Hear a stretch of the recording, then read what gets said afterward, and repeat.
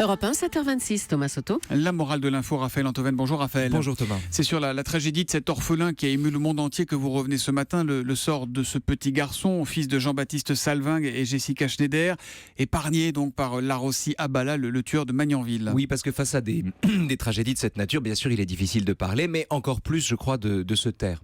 Que faire du supplément d'horreur de cette petite existence brisée et finalement épargnée, ce mot a peu de sens ici, par le tueur? Qui peut dire qu'à un moment ou un autre de la journée, il n'a pas au moins une fraction de seconde éprouvé de la compassion pour ce petit bonhomme qui a perdu ses parents sous ses yeux?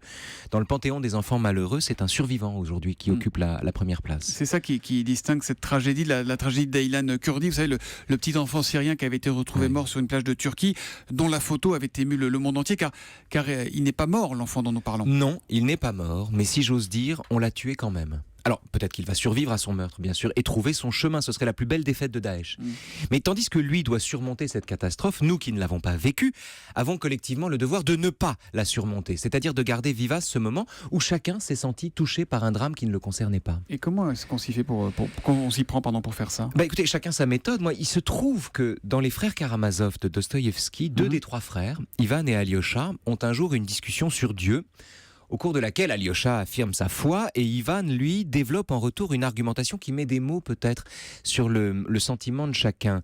Il dit que, si ça se trouve, les souffrances de l'humanité sont nécessaires à l'harmonie éternelle, comme un tableau ne ressemble à rien quand on en scrute un détail, alors qu'il prend tout son sens quand on le contemple en entier. Alors peut-être, il dit ça, mais il s'en fout. Peu lui importe que le jour du jugement dernier, la mère embrasse le bourreau de son fils ou l'inverse et déclare en pleurant d'allégresse « Tu as raison Seigneur ». Peu lui importe que voir le mal ce soit mal voir et que quand on élève le regard, on découvre un sens à tout ça.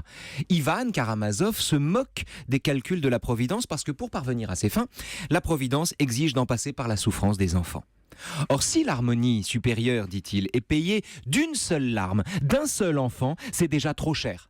La tristesse des enfants n'est jamais rachetée. Et Ivan de conclure, je ne veux pas que la mère pardonne au bourreau, elle n'en a pas le droit.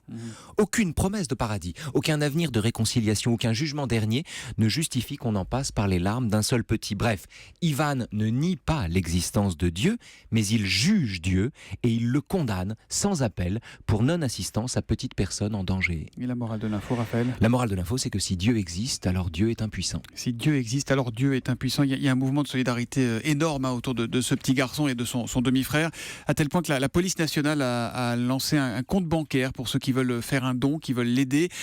Toutes les références de ce compte sont sur Twitter, sur le compte officiel et vérifié de la police nationale, et on vous relaie tout ça sur europe1.fr et sur Twitter avec le hashtag E1matin. À demain matin, Raphaël. À demain.